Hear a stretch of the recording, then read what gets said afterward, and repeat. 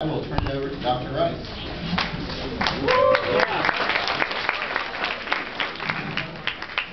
Can you hear me? Can you hear me? Yes, sir. Oh, good. Boy, you all are enthusiastic. Thank you. Woo! Yeah.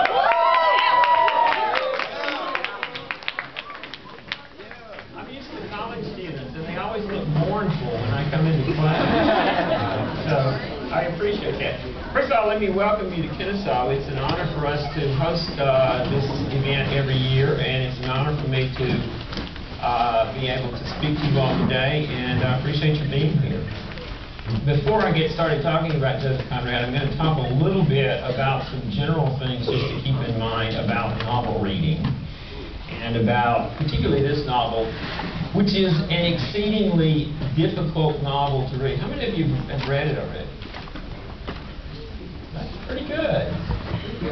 It's a struggle, and I don't say it's a struggle because it's boring. I say it's a struggle because it concerns issues that are unresolved throughout the novel, and that's some of what we're going to talk about today. I want you to get used to being in the midst of ambiguity, and I'm sure we have somebody out there who knows what ambiguity is, so I'll let one of you define that. Maybe it's vague. Vague? Uncertain? Okay. Pardon? Have more than one meaning. Have more than one meaning. Very good. Very good. That tends to make us uncomfortable, right?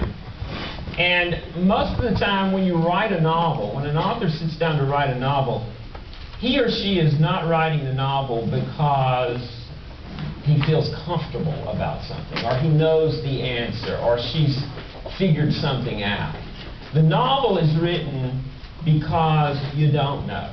The novel is written out of a sense of mystery, out of a sense of experiences that don't make any sense. And that means if we go to the novel the way I went to novels when I was your age, and I'm sure you're much smarter than I was, and we sort of demand a quick answer. We want the sort of solution to everything when we finish reading the novel, or even before we finish reading the novel. Then we're not going to get it. So we sort of have to celebrate the struggle in the novel. That's what reading novels is about. And one of the questions that students will often ask, and this is a question I asked when I was your age, why do we have to do this? I was one of those guys who the teacher would assign the novel, and I would get very frustrated with the teacher. And then I would get frustrated with the novelist, because I would imagine the novelist sitting down and writing this 300-page novel just so I would have to suffer through it, right? That was the way I looked at it. And the problem that created for me was I never really got anything out of literature until I was a senior in high school, and suddenly it just exploded. Suddenly I said, dadgum, this is the most fascinating stuff in the world. And I never got over it. I'm still there, right? So I hope you get to that point before I did. But the reason we go through experiences like this is because the problems you're going to face out there in the world, the problems your generation will have to solve, are difficult problems. You're going to be thrown into the midst of ambiguity. So these sorts of struggles ultimately make us better people.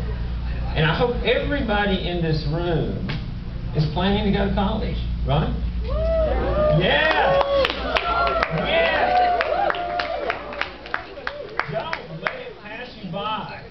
I tell my students, this train you're on, meaning college, is the best train in the world.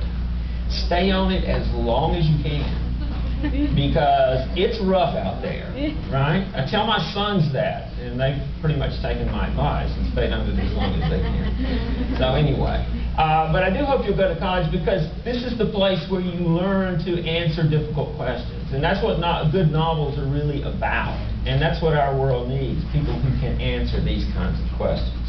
Okay, enough of the sort of prelude to all of this, and let's talk a little bit about Joseph Conrad, who he was, and those kinds of issues.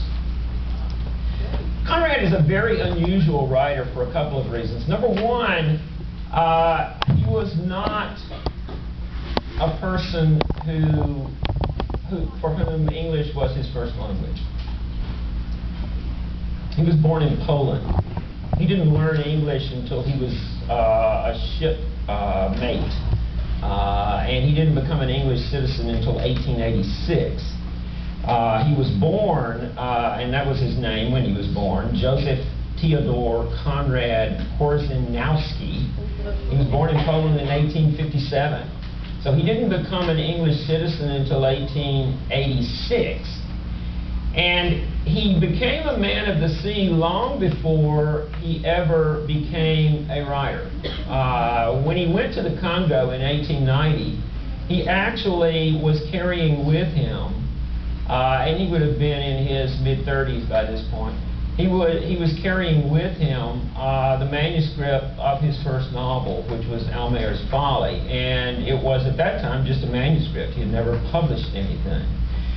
So he came to writing late, and he came to English late. It's an amazing accomplishment to be a great novelist in your first language.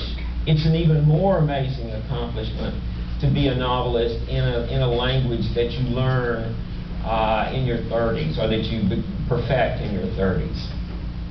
He was an outsider, and most writers are outsiders. First of all, by living in Poland, he was living in a country that had been subjugated by Austria, Prussia, and later Russia.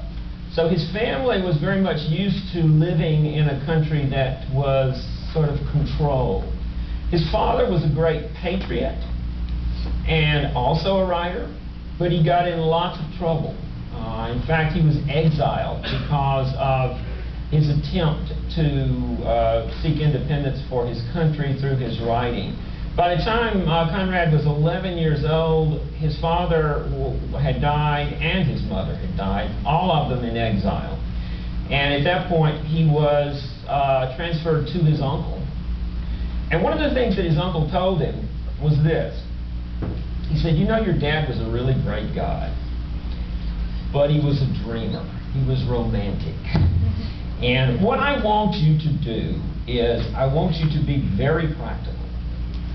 And yes, you can have these feelings for your country, you can want independence, but don't make the mistakes your dad did."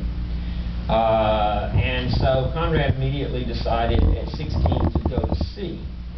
Very practical thing to do. That's supposed to be funny, in case you want to laugh. That was not a practical thing to do. That was not. Thank you. You have a laugher right here. Thank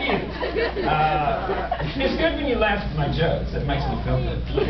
My students rarely do that. So, but his uncle really didn't have in mind that he would go to sea, because being a seaman was not a practical, rational thing to do. And within about 4 or 5 years, Conrad became, he was having trouble getting on ships because Russia would no longer allow him, grant him the ability to work on ships that were not Russian ships. He was having money problems. He was a lifelong depressive sort of person, and he actually attempted suicide. Simply because he was so frustrated with everything that was going on in his life. And his uncle had to bail him out once again. He went and got him, gave him money. He was a long-suffering man. And eventually, the reason Conrad became an English citizen, first of all, he really loved some of the things that went on in England. Secondly, he had learned English from being a sailor on English-speaking ships. And third, he and his uncle decided that there was no true liberty anywhere but in England.